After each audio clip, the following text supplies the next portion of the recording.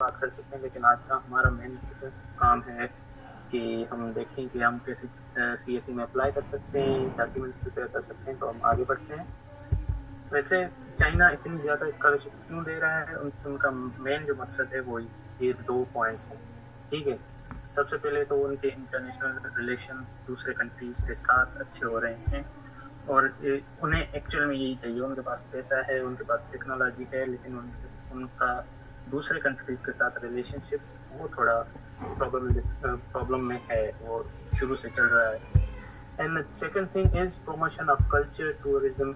Now come to the basic requirements, जो कि बिल्कुल ही बेसिक रिक्वायरमेंट्स हैं। तो सबसे पहले तो होस्ट कंट्री आपका चाइना है, people's republic of China. Actually में कंप्लीट जो नाम है वो PRC, people's republic of China. So every country is eligible, ऐसा नहीं है कि कोई स्पेसिफिक कंट्री हो। 250 प्लस चाइनीज यूनिवर्सिटीज आपको चाइनीज गवर्नमेंट स्कॉलरशिप ऑफर करती हैं। तकरीबन हर डिपार्टमेंट कवर होता है, but that depends on the institute and university. तो कुछ यूनिवर्सिटीज स्पेसिफिक होती हैं, कुछ यूनिवर्सिटीज जैसे कि कोई भी यूनिवर्सिटी जिसके साथ जारो टोंग का नाम लगा होगा, तो वो आपकी मेडिकल, इंजीनियरिंग, साइंस, कॉमर्स सारे डिपार्टमेंट्स कवर करती हैं। तो अगर आपको कोई भी यूनिवर्सिटी नहीं मिल रही तो आप जारो टोंग में जाएंगे। ठीक है। सो लैंग्वेजेस इंग्लिश एंड चाइनीज होती हैं। सर्टिफिकेट्स आइल्स और एच एस के आपका होता है चाइनीज के लिए, आइल्स होता है आपका इंग्लिश के लिए, जो कि आपकी मोस्टली यूनिवर्सिटी की रैंकिंग पे डिपेंड करता है। तो अगर यूनिवर्सिटी की रैंकिंग बहुत अच्छी है तो देयर आर चांसेस कि वो आइल्स मांगेंगे।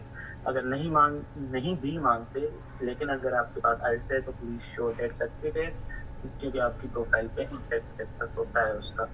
एंड मेडिकल सर्टिफिकेट बहुत ही ज़्यादा ज़रूरी होता है। नाउ अगर आपको चाइनीज गवर्नमेंट स्कॉलरशिप में सिर्फ एंट्री चाहिए, मतलब इवन अप्लाई करने के लिए आपकी क्वालिफिकेशन, तो ये चार क्वालिफिकेशन हैं।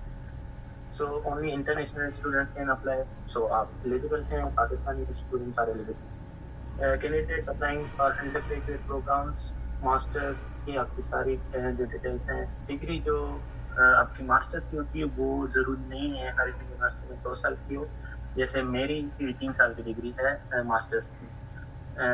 My masters is in computer science and technology, जैसे कि मैंने पहले भी बताया। तो हमारा 1 साल है आपका कोर्स वर्क, जिसमें हमें क्रेडिट्स पूरे करने होते हैं। बाकी 2 साल आपका सारा रिसर्च वर्क होता है। तो हमारी टोटल जो डिग्री है वो 3 साल की है। तो ये जरूरी नहीं है 2 साल की आपकी डिग्री हो, आपकी 3 साल की भी हो सकती है मास्टर्स की डिग्री। And PhD sometimes takes 5 to 7 years। तो वैसे वो 4 years की है, लेकिन आपकी रिसर्च पे डिपेंड करता है, कभी कभी वो 5 to 7 years भी जाती है। सो हमारे सिटी में शान में एक और यूनिवर्सिटी है, शान था। तो वहाँ पे हम सुन रहे हैं कि कुछ लोग तो 4 साल में, बहुत ही कम लोग 4 साल में PhD कवर करते हैं, लेकिन some people take at least 7 years to complete their PhD। तो ये चीजें हैं, तो उसके हिसाब से आपको एज फैक्टर भी देखना पड़ेगा, जो कि आपकी तीसरी पॉइंट है। तो अंडर ग्रेजुएट के लिए आपकी मैक्सिमम एज 25 होनी चाहिए, ग्रेजुएट के लिए 35, एंड डॉक्टरल और पोस्ट डॉक ये आपकी 30 to 40। मतलब अगर आपकी 35 कंप्लीट हो गई है तो बहुत ही मुश्किल प्रोग्राम होता है यहाँ पे PhD लेने के लिए। So this scholarship will not be awarded to students who already are holders of any other scholarship. ये तो है आपका सिंपल सा rule. So what do you get, आपके ये हैं स्टाइपेंड्स। अगर आपको फुली फंडेड स्कॉलरशिप मिलती है तो आपको स्टाइपेंड्स भी मिलेंगे। तो ये हैं जो चाइना में स्टाइपेंड्स आपको मिलेंगे। बैचलर्स के लिए 2500 RMB है, जो कि इनफ है एक्चुअली। मास्टर्स के लिए 3000 में कुछ और भी चीज़ें हैं, वो मैं आगे आपको बताता हूँ। आगे मैंने इस पे टाइम किया हुआ है। और PhD के लिए 3500, जो कि आजकल हमें पता चल रहा है कि 4500 हुए हैं कुछ यूनिवर्सिटीज़ में। Some good universities are actually increasing the stipends, जो कि यहाँ के रिसेशन, ग्लोबल रिसेशन वगैरह की वजह से उन्होंने कुछ स्टाइपेंड्स बढ़ाए हैं। सो अभी बात करते हैं हम टाइप्स एंड कवरेज प्लान, मतलब आपकी चाइनीज गवर्नमेंट स्कॉलरशिप के कितने टाइप्स हैं और वो क्या क्या कवरेज देते हैं। तो सबसे पहला जो आपका टाइप है चाइनीज गवर्नमेंट स्कॉलरशिप का, वो category A fully funded scholarship. मुझे इस वक्त फुली फंडेड स्कॉलरशिप है, I am on fully funded scholarship university program में। सो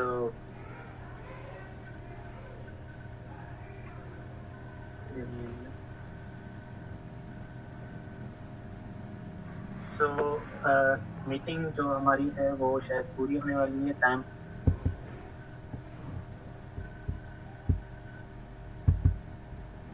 we're talking about the categories of Chinese government scholarship. तो कैटेगरी ए है आपकी फुली फंडेड। सो फुली फंडेड जो कि मुझे भी मिली हुई है scholarship, I am on fully funded.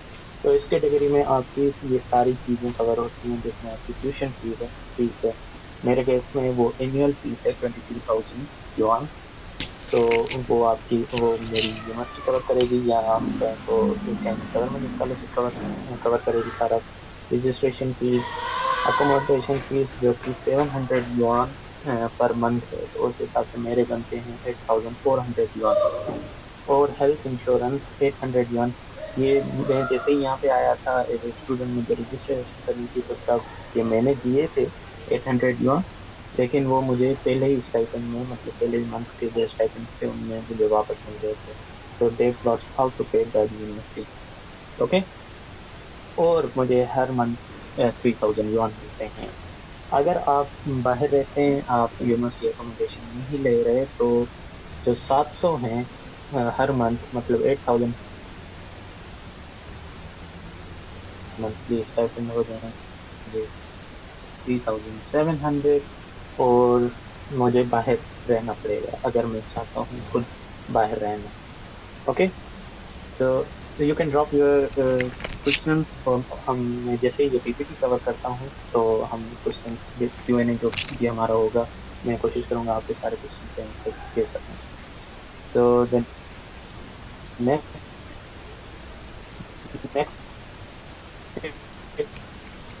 Category is partially funded. तो इसमें क्या होता है कि आपकी tuition fees, registration fees, accommodation और health insurance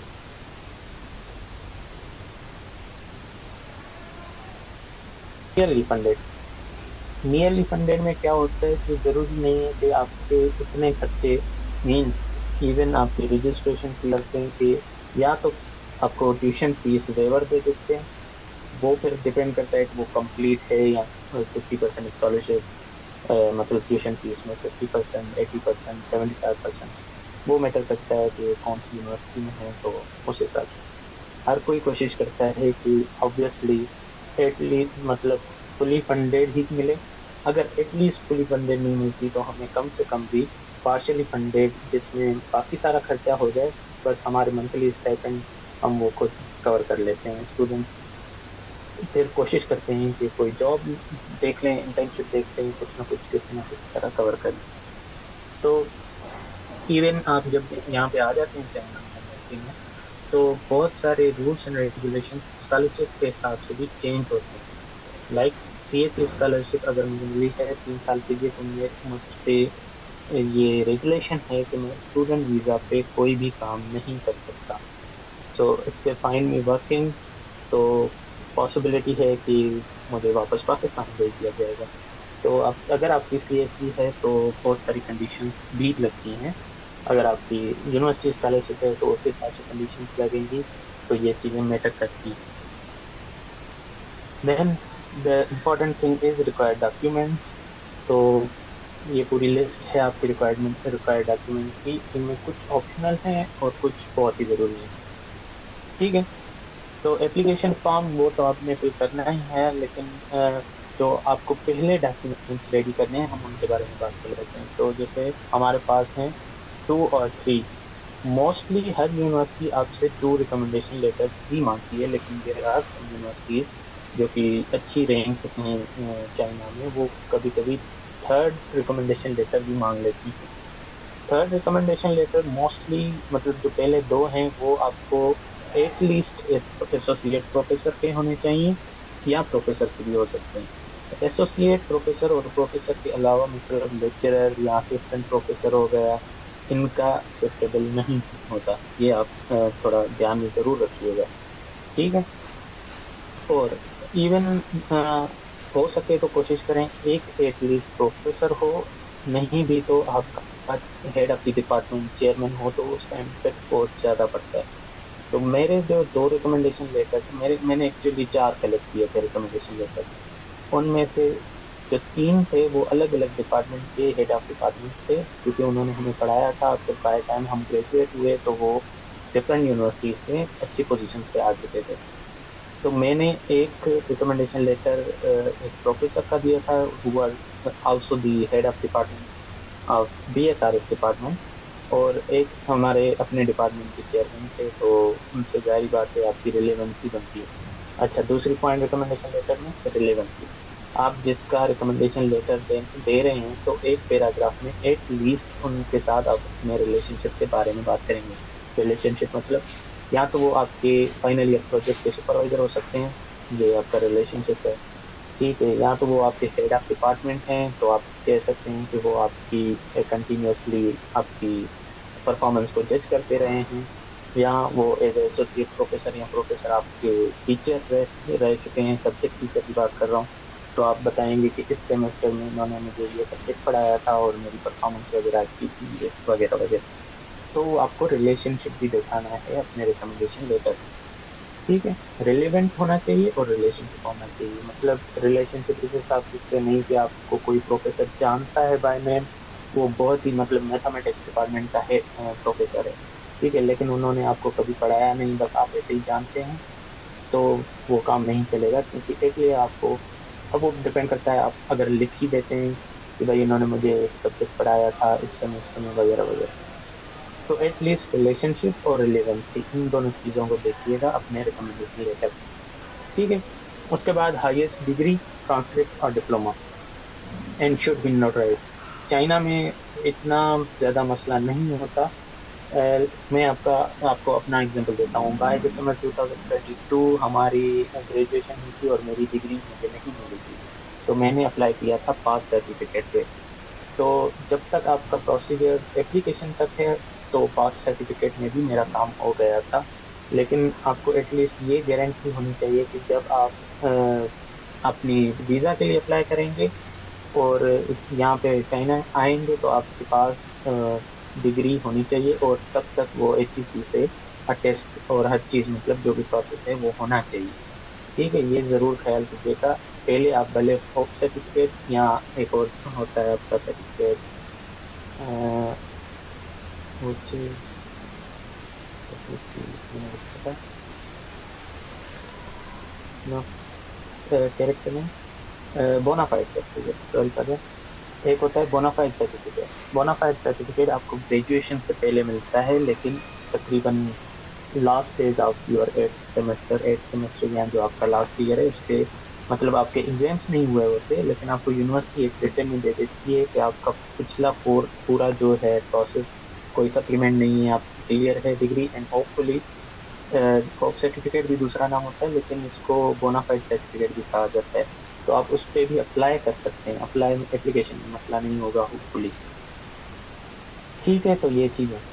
IELTS and English proficiency certificate, मैंने फिर से कहा है, अगर आपके पास आइल्स पहले से मौजूद है तो बेहतर है आप उसे यूज़ करें। अगर आपके पास आइल्स नहीं है, तो बहुत सारी चाइनीज़ यूनिवर्सिटीज़ हैं जो कि आपको इंग्लिश प्रोफिशिएंसी सर्टिफिकेट से एडमिशन देंगी। मुझे भी इंग्लिश प्रोफिशिएंसी सर्टिफिकेट पर ही एडमिशन मिला है।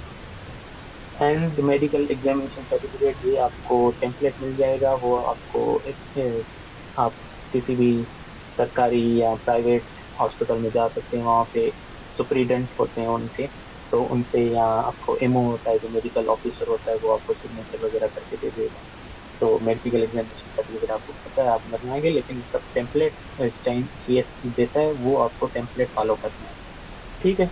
रिसर्च प्रपोजल, तो ये थोड़ा डीपली हो जाएगा रिसर्च प्रपोजल पे बात करना, लेकिन मोस्टली PhD के लिए रिसर्च प्रपोजल चाहिए होता है, आपके लिए स्टडी प्लान चाहिए होता है, जो कि मास्टर्स के लिए अप्लाई कर रहे हैं। स्टडी प्लान में हर यूनिवर्सिटी की अपनी अपनी कंडीशंस होती हैं।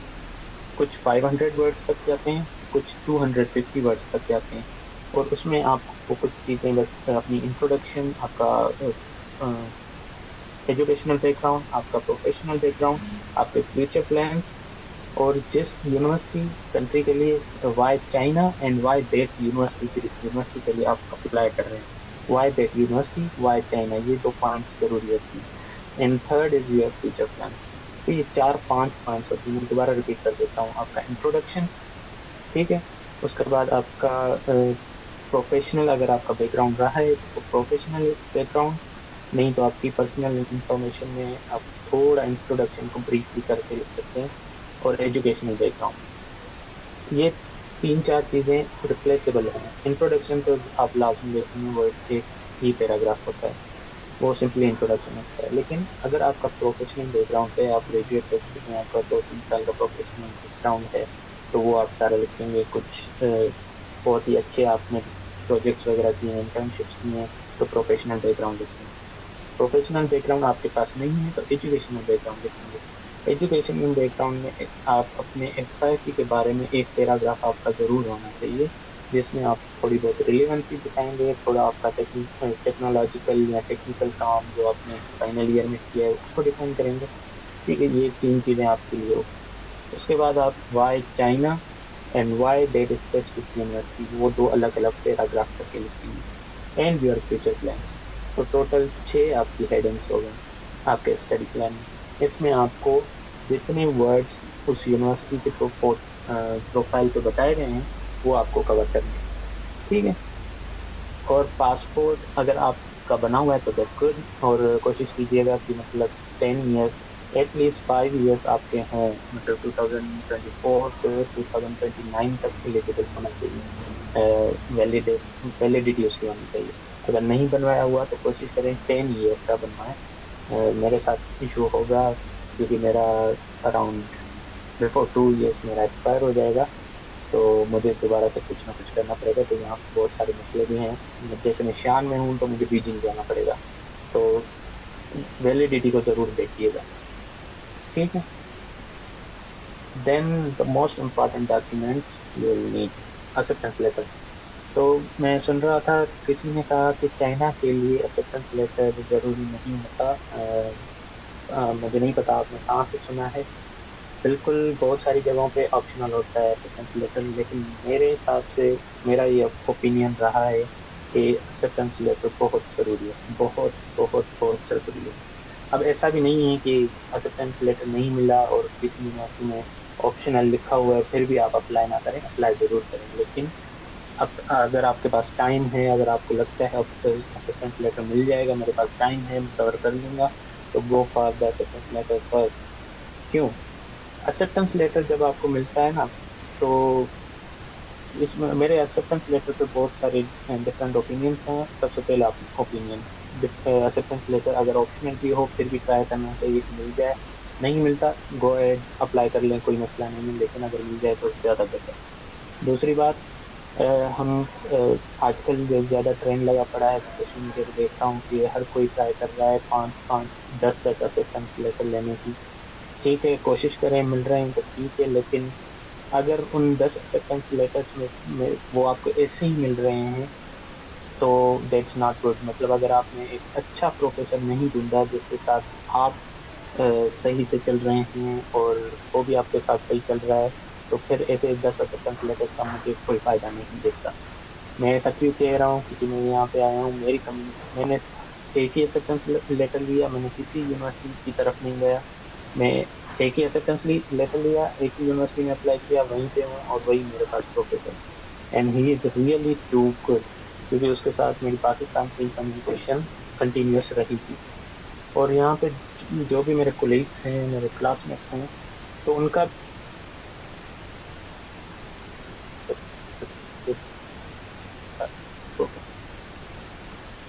उस प्रोफेसर के साथ कम्युनिकेशन में रहा। सीएसी आप भले जितनी भी अच्छी प्रोफाइल हो, अगर आपका सुपरवाइजर नहीं चाहता ना आपको सीएससी दिलवाना, तो बहुत ही मुश्किल होता है। बहुत सारी डिफरेंट चीज़ें होती हैं, एक्सेप्टेंस लेटर मैटर करता है। ठीक है, तभी मैंने लिखा हुआ है यूनिवर्सिटीज। ओके, तो एक्सेप्टेंस लेटर कैसे लेना है, विल टॉक अबाउट इट इंशाल्लाह। ठीक है। देन एक इम्पॉर्टेंट डॉक्यूमेंट है आपका पुलिस क्लियरेंस सर्टिफिकेट। अगर आपको, मुझे नहीं पता है या नहीं है आपका, मुझे, मैं सिंध से हूँ तो मुझे सिंध का पता है। तो सिंध में एक आपका पुलिस, इनकी वेबसाइट है पुलिस वेरिफिकेशन, शायद कंप्लीट पाकिस्तान के लिए, बट आई डोंट नो। मैंने सिंध के लिए अप्लाई किया था, तो वो सिंध पुलिस की वेबसाइट बनी हुई है। हम वहाँ पे वेबसाइट पे जाते हैं, ऑनलाइन सारा उनके कुछ फॉर्म्स होते हैं वो फिल करते हैं, उनके पास हमारी एप्लीकेशन ली जाती है एसपी ऑफिस में। सो वो फिर एक हमारे पास सेट फॉर्म भेजते हैं, तो वो स्टैम्प करवा के हम देते हैं वापस, तो हमें आपका पुलिस के लिए क्लियरेंस सर्टिफिकेट बन जाता है। तो वो भी 1 महीने का प्रोसेस है।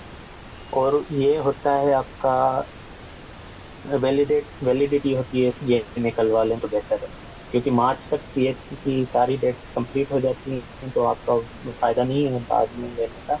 तो आप निकलवा लें टाइम से, 6 मंथ वैलिडिटी देख के। अगर आप अभी भी निकलवाते हैं तो आपका शायद अप्रैल तक चल जाएगा। तो पुलिस क्लियरेंस भी ले लें टाइम से, क्योंकि they take around the month to respond on the portal. ठीक हो गया। Then we have character certificate, जो कि ऑप्शनल है, जरूरी नहीं। Okay. CV, curriculum vitae. If you are PhD student, तो आप भले, आपके रिसर्च एरिया है, आपने पेपर्स पब्लिश किए हुए हैं, आपके रिसर्च प्रोजेक्ट्स हैं, तो आप सीवी 3 पेजेस की कर लें, कोई मसला नहीं है। लेकिन फॉर मास्टर्स कभी भी 2 पेजेस से एक्सीड ना करें। यूरोपास एक आपकी वेबसाइट है, जो कि मोस्टली यूरोपियन, आपके जो स्टूडेंट्स होते हैं, यूरोपियन यूनिवर्सिटीज की एप्लीकेशन के लिए यूरोपास यूज की जाती है। लेकिन अगर आप यूरोपास का लोगो हटा दें सीवी में से, तो वो आप यूज कर सकते हैं चाइना के लिए भी। मेरे पास सीवी का टेम्पलेट है, मैं कोशिश करूंगा कि आकिब भाई के थ्रू मैं शेयर करवा दूंगा, तो आप वो फॉलो कर सकते हैं, मेरे सीवी भी रिव्यू कर सकते हैं, नो प्रॉब्लम। अगर आपका एक्सपीरियंस है प्रोफेशनल, तो आप एक्सपीरियंस लेटर जरूर शो करवाएं, वो आपकी प्रोफाइल पे बहुत इम्पैक्ट डाल। So this was detailed knowledge about the documents we need. अब हम हमारे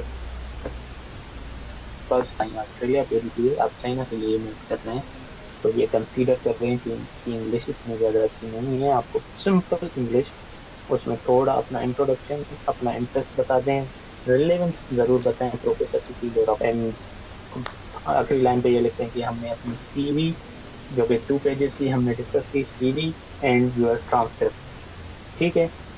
चाइना के लिए स्टडी प्लान पहले ही शेयर करने की कोई ज़रूरत नहीं है, अपनी सीवी और ट्रांसक्रिप्ट। उन्हें अब आपकी सीजीपीए में इंटरेस्ट है सबसे पहले। सीजीपीए कम है कोई बात नहीं है, सीवी में सेकंड पे आपका सीवी में इंटरेस्ट है, आपने कितने अच्छे काम किए हुए हैं। बस शुरू में आपने इनको इन 2 चीज़ों से इंटरेस्ट, थोड़ा बहुत इंटरेस्ट दिलवा दिया। देन अगर उन्हें चाहिए होगा स्टडी प्लान में, अगर आपको, तो आपसे पूछना है कि आप कौन सी टॉपिक पे रिसर्च करना चाहेंगे हमारे साथ, वो आप बाद में डिस्कस कर लें। पहले 2 डॉक्यूमेंट्स आपको चाहिए, CV and your transcript. Transcript अगर आपकी डिग्री कंप्लीट नहीं हुई, तो 7th सेमेस्टर तक जो भी आपकी क्या मार्कशीट्स होती हैं, वो एक ही पीडीएफ में सीक्वेंस में रख के 1 पीडीएफ बना लें। वो एक अलग आपका पीडीएफ होगा, आपकी सीवी अलग पीडीएफ में होगी, वो दोनों अटैच करके सेंड कर दें। ठीक है। तो एक लंबा प्रोसेस होता है कि यूनिवर्सिटी कैसे ढूंढें, और अपना डिपार्टमेंट कैसे ढूंढें, और प्रोफेसर्स कैसे ढूंढें, और ये सच में एक लंबा प्रोसेस है। इट टेक मंथ्स, महीने लगते हैं। अब स्टूडेंट्स, बहुत सारे पाकिस्तानी स्टूडेंट्स तकरीबन अगस्त से ये काम कर रहे हैं। बहुत सारों को असिस्टेंस लेटर मिल गए हैं, बहुत सारे अभी भी कोशिश कर रहे हैं असिस्टेंस लेटर के लिए, और इंशाल्लाह मिल जाएगा। और इंशाल्लाह आप भी कोशिश करेंगे तो आपको भी ज़रूर मिलेगा assistance letter. Just don't lose hope. ये एक बहुत ही ज़्यादा लेंदी प्रोसेस है। अगर आपको एक्सेप्टेंस लेटर बाय टाइम नहीं मिलता, मतलब लाइक एन एग्जांपल, आप university of science and technology China में अप्लाई करना चाहते हैं, और वहाँ पे इज सेड, वहाँ पे ऑप्शनल है आपका एक्सेप्टेंस लेटर, और आपका यूनिवर्सिटी का टाइम, एप्लीकेशन की डेडलाइन निकल रही है, और आपको अभी तक एक्सेप्टेंस नहीं मिला, तो आप आपको लगता है कि आपकी प्रोफाइल अच्छी है, आपके पास सीजीपीए अच्छी है, या आपका थोड़ा बहुत रिसर्च प्रोजेक्ट्स हैं, या कोई आपका एक्सपीरियंस है, तो इतना ज़्यादा परेशान ना हो और अप्लाई कर दें। आई थिंक यूएसपीसी की तो एप्लीकेशन फीस भी नहीं है, और यूएसपीसी में एमसो स्कॉलरशिप भी है। सो इतना पैनिक खुद को ना करें, गो अहेड। आपको कुछ नहीं पता होता। सो मैं आपको अभी भी पैनिक नहीं करना चाहता, लेकिन इट इज टफ टाइम जब आप अप्लाई करते हैं। आप भले आकिब भाई से पूछ लीजिएगा, ये लिटरली एक पैनिक टाइम होता है। जितना हो सके कोशिश करें, अपने आप को कूल रखें, कोशिश करें, अप्लाई करते रहें, इंशाल्लाह हो जाएगा। अगर आपका चाइनीज गवर्नमेंट स्कॉलरशिप में नहीं होता, और 6-7 स्कॉलरशिप्स हैं, विल डिस्कस अबाउट देम, तो वो भी आप करें अप्लाई, डोंट वरी अबाउट। सो आपको एक्सेप्टेंस लेटर मिल गया, आपको सारे डॉक्यूमेंट्स आपके रेडी हो गए जो कि हमने डिस्कस किए पीछे। तो आप सबसे पहले इस वेबसाइट पे जाएंगे, स्टडी इन चाइना, जो कि सीएससी की ऑफिशियल वेबसाइट है आपकी। ठीक है, दिस मैंने ये यहाँ पे अटैच की हुई है।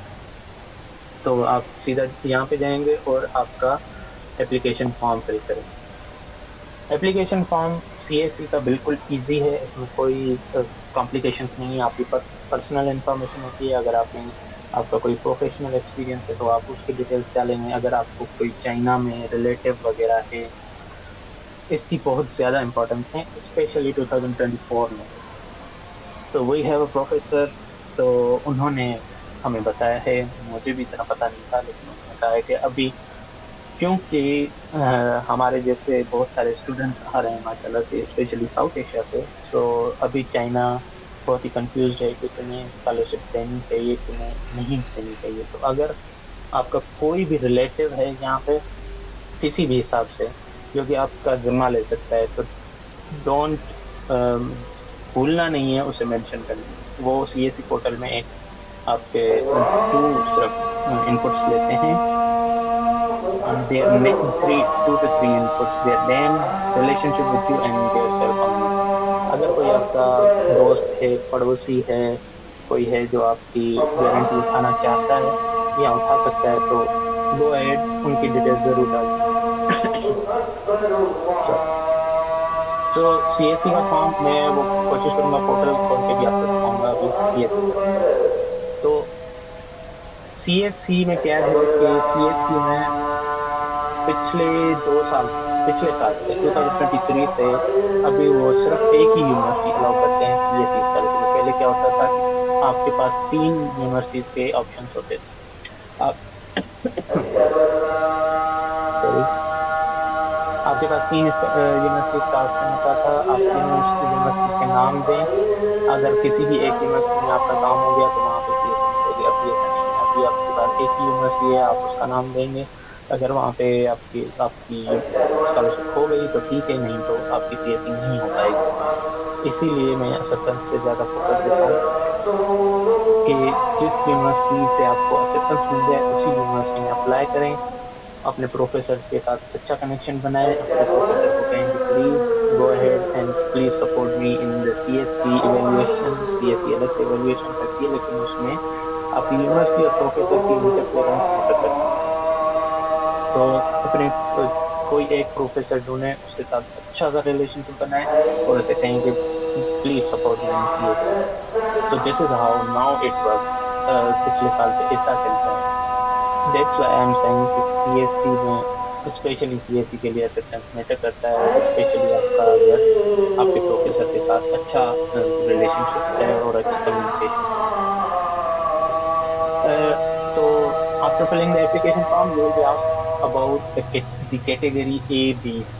अब यहाँ पे जो कैटेगरी पूछी जा रही है A B C वो थोड़ी अलग है। कैटेगरी A जो सीएससी के लिए वो है आपकी एजेंसी के थ्रू, मतलब पाकिस्तान के लिए कौन सी एजेंसी है, एचईसी के थ्रू जो आप अप्लाई कर रहे हैं, तो आप कैटेगरी ए का सीएससी का फॉर्म फिल करेंगे। अगर आप डायरेक्ट यूनिवर्सिटी के थ्रू अप्लाई कर रहे हैं, जैसे मैंने किया था, मैंने कैटेगरी बी में किया है, ठीक है, तो कैटेगरी बी आप सेलेक्ट करेंगे। यहाँ कैटेगरी सी जो कि जो एजेंट्स वगैरह हैं उनके थ्रू होती है। अब दिसंबर में आपकी कैटेगरी ए की एप्लीकेशन आने वाली है। ठीक है, मतलब आप एचईसी के पोर्टल पे अप्लाई करेंगे, जिसके लिए आपको हेट टेस्ट देना पड़ेगा, HAT टेस्ट, जो कि एचईसी कंडक्ट करती है। तो मोस्टली आपके हेट रिजल्ट के हिसाब से आप शॉर्ट लिस्ट होते हैं, वो लिस्ट जाती है चाइना सीएससी की तरफ। सीएससी फिर जितनी हमारी एचईसी के लिए एलोकेटेड सीट्स होंगी सीएससी बेस्ड, वो उन्हें एलोकेट कर देगा। ठीक है, देन आपका है कैटेगरी बी। आपको ये सब कुछ खुद करना है, आपको प्रोफेसर ढूंढना है, आपको यूनिवर्सिटी के लिए अप्लाई करना है, और आपको सीएससी के लिए अप्लाई करना है। ठीक है, अपने अटैच डॉक्यूमेंट्स अटैच करके और सीएससी का पीडीएफ फॉर्म आपने डाउनलोड कर देना है। फिर आपने जाना है यूनिवर्सिटी के लिए पोर्टल में।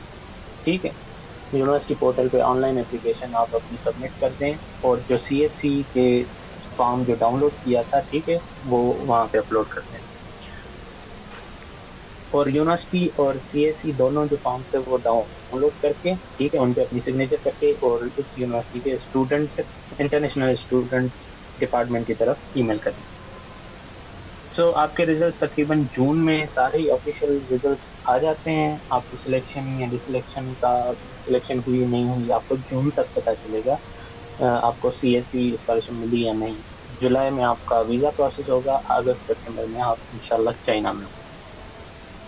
तो डेडलाइन अभी तक अनाउंस नहीं हुई, लेकिन मोस्टली अभी दिसंबर 1 से सीएससी, जिसमें आपका कैटेगरी ए कैटेगरी बी शुरू होगी, और ये जाती हैं मार्च अप्रैल तक। ठीक है, हमारी जो थी, हमारे 2023 में 30 मार्च तक तकरीबन कंप्लीट हो गई थी सारी सीएससी एप्लीकेशन।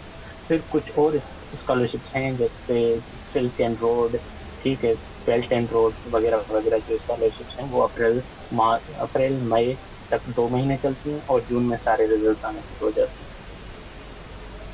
ये हैं मल्टीपल जो दूसरी स्कॉलरशिप्स आपकी सीएससी के अलावा। एनसो स्कॉलरशिप, जो कि सिर्फ 2 यूनिवर्सिटीज़ आपको ऑफर करती हैं, USPC, university of science and technology, and UCAS. ठीक है, सिर्फ 2 यूनिवर्सिटीज़ हैं जो एनसो स्कॉलरशिप ऑफर करती हैं। एनसो स्कॉलरशिप में एक और प्लस पॉइंट है, ये आपको फ्लैट टिकट भी देते हैं, और बाकी जो भी फुली फंडेड स्कॉलरशिप थी वो भी। ठीक है, और उसके अलावा presidential scholarship, university scholarship, university matter करती है, स्टाइपेंड्स वगैरह मैटर करते हैं अलग। म्यूनसिपल स्कॉलरशिप, म्यूनसिपल तो चाइना में 4 म्यूनसिपलिटीज हैं, Beijing, Tianjin, Shanghai, and other is Chongqing I guess. तो सिर्फ वो 4 जो सिटीज़ हैं वो ही आपको ये स्कॉलरशिप देंगे। Shanghai government scholarship, belt and road scholarship. जो जाओफंग यूनिवर्सिटीज़ होती हैं वो आपको बेल्ट एंड रोड स्कॉलरशिप देती हैं। सो ये भी आप अलग से देख सकते हैं। प्रोसेस तकरीबन सबका सेम ही है, बस उनकी जो ऑफर्स हैं वो डिफरेंट होती हैं। So this is my WeChat. अगर कोई वी चैट के थ्रू कॉन्टेक्ट करना चाहते हैं तो इसे स्कैन कर लें, तो you can contact me on WeChat if you want any help. And this is it. I'm sorry, थोड़ा शायद बोरिंग भी हो गया हो, लेकिन